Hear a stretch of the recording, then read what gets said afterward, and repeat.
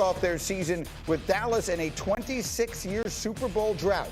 But Jerry Jones is hoping that some of the risks that he has taken will end that drought. Give a listen. No one would deny that I'm a risk taker. No one. I take risk, and I do it every day in my life. And so there's a proper time to take some risk. We have taken them, and we will take them. I hope that some of the risks that I take in the future will result in a change from where we've been, and that's not getting to the Super Bowl. But I do that every day in my life.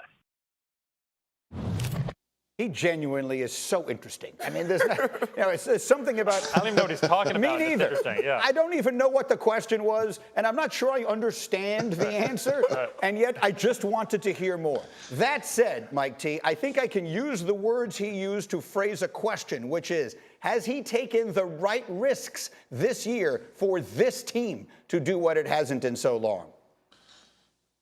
No, and it's going to cost him a trip to get back to the Super Bowl. And specifically, there were two risks he didn't take. One was Amari Cooper at $20 million a year. That's a bargain in 2022 dollars. He's a frontline #1 wide receiver at $20 million a year. He will play well for the Cleveland Browns this year. And boy, would the Cowboys just be, what a great fit right now. They're desperate for another guy. He's ideal. He's been there. And it's shocking that they didn't keep him at $20 million. And then the other risk, La'el Collins, $7 million a year, goes to the Cincinnati Bengals. They knew that Tyron Smith has had massive durability issues. Now, to their credit, they did draft Tyler Smith in the first round.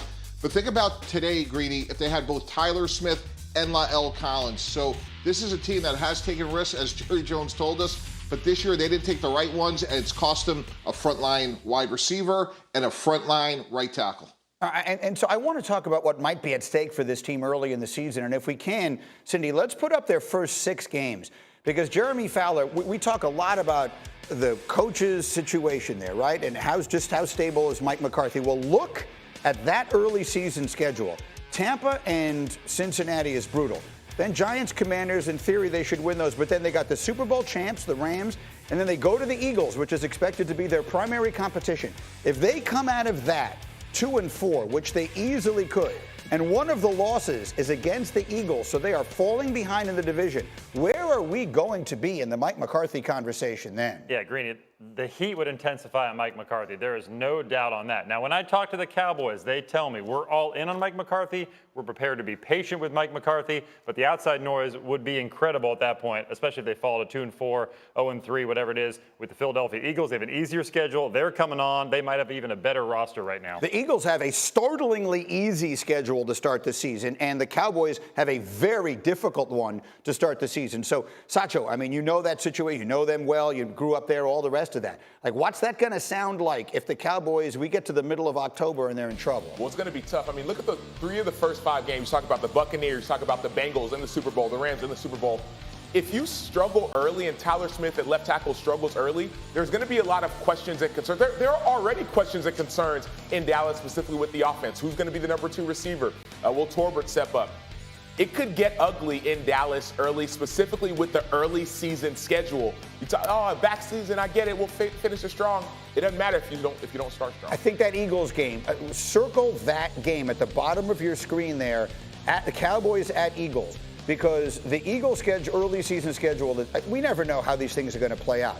But the Cowboys could easily be 2-3 going into that game. The Eagles should be better than that. If Philly wins that game at home, I could see this thing getting loud. So, all kidding. Well, let me go to Tannenbaum quickly on this. Do you see a scenario where if they're 2-4 coming out of that game and they lose to the Eagles, that we could see a coaching change that early in a season? I don't think so, Greeny. For all the risks that Jerry Jones takes, he's actually pretty conservative at the head coaching analysis in terms of when he pulls the trigger or how long. Jason Garrett, Wade Phillips, there's been a number of coaches over the years that there was a lot of speculation that he'd make a move sooner. So I think you're right. I think Philadelphia should get off to a better start given their schedules and not having Michael Gallup amongst others for the Cowboys. But I just don't think Jerry Jones pulls the trigger that soon in this season.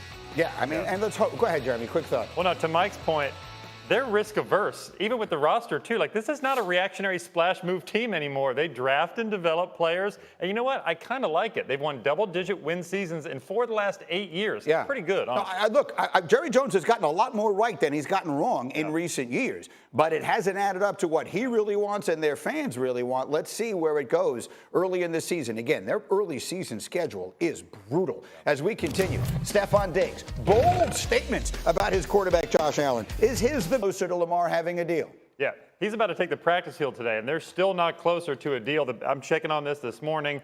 The people I'm talking to remain skeptical that something is going to get done. Guaranteed money remains a sticking point. This is set up right now for a 2-year standoff potentially with the franchise tag in play next year. Let's make sure I'm clear on what you're saying. You're saying that if this doesn't get done in the next 6 days, we are very likely not only looking at this year, but maybe next year as well for Lamar and the Ravens doing this dance. Yeah, no doubt, because we're looking at Sunday. Lamar Jackson himself has said, I want a deal. If we're going to do it, it needs to be by week 1. Now, that doesn't preclude the Ravens from trying in season. They've done other contracts in the past, but right now, there's not much momentum before Sunday to get this done. Explain that to us, Mike T. Why is it if you're the team that you want to make sure, it's not just Lamar saying this, but the team also wants this business piece of it done by Sunday? Why? Greeny, you don't want a distraction, especially you're talking about your franchise quarterback who represents himself. So instead of worrying about cap numbers and cash flow and guarantees, you want him to be worried about your net New York Jets in terms of that's their opening day opponent. So it becomes a massive distraction. Jeremy's right. There is a deadline. It's really in both sides' best interest, Greeny, to get this deal done, get certainty for the Ravens for the next 5-7 years, whatever it may be, and give Lamar Jackson the guarantee that he is richly deserves. And if it doesn't get done, it becomes a distraction and you want to put it to the side. Mike T, as a person who's been in those rooms where it happens, judging from all the things that we have seen, what is your read of the tea leaves? Do you feel like they are going to get this done before Sunday? No, because of the graphic we're looking at. Deshaun Watson at $230 million in the same division, who has had very well documented off-field issues, is a massive sticking point when you talk to people around the league, Greeny. Lamar Jackson is saying, I'm a league MVP. I've been impeccable off the field. I'm not taking a nickel less in guaranteed money than $230 million. And according to a lot of people, that's why this deal isn't done. And I don't think it'll get done between now and Sunday. Well, that's the complicated piece of this. The Deshaun Watson deal in Cleveland is either an outlier or it's a precedent. And I think if I'm Lamar, I'm saying, well, it can be both. It can be an outlier, but it's also a precedent. It's not my fault that they went and did this deal. Either way, Sacho, I want to ask you this from a player's perspective, because we've talked about this as sort of a theoretical possibility. But this is now the reality. He is 6 days away from starting a season, from setting foot on that field and going in harm's way without the contract extension. Are we okay with that? We're definitely okay with that. And that Deshaun Watson contract has to be the precedent. Every other contract has been the precedent. And so for me, if I'm Lamar Jackson, I'm telling you what I want. I want this guarantee, and you got to get there, period. I'm willing to play. If you want to put me on a franchise tag later, I'm willing to do that. You want to do it again? I can do that. We saw Kirk Cousins do it. We've seen this happen before. And so I'm totally okay with Lamar Jackson playing this season without a contract. It's up to the Baltimore Ravens to say, hey, we'll give you what you want because we believe in who you are as our leader and as our future of our franchise. I think he should take the first week off to consider it. I really do. I strongly believe he should take week 1 to just ponder. And again, I want nothing but the best for him. But week 1, I think, is a little soon. I think that the Jet game, they don't need him. I think he needs to just take this time away, go think this thing through, and then come back after week 1. That to me, I think, that's just my unsolicited advice. All right, as we get this thing rolling on this Labor Day edition of Get Up, Jerry says he's rolling the dice. But what's he going to do if it comes up snake eyes early? There's reason to think this could get ugly in Dallas, and I'll explain to you why. Plus, it's Tua time in Miami, but not